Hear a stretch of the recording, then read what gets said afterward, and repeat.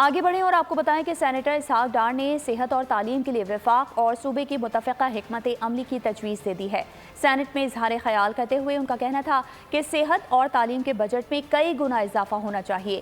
صوبوں کے پاس وسائل ہیں، آج کل کہا جاتا ہے کہ وزیر اعظم بننے سے بہتر ہے صوبے کا وزیر اعلیٰ بن جائے۔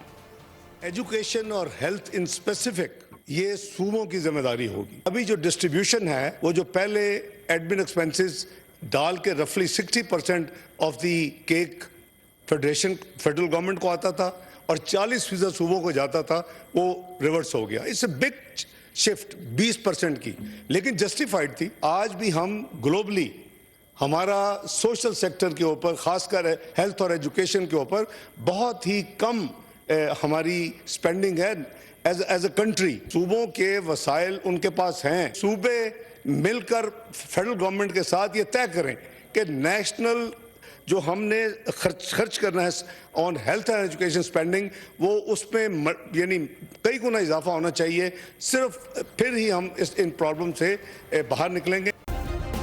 سبسکرائب کریں اور بیل دبائیں تاکہ کوئی خبر رہ نہ جائے۔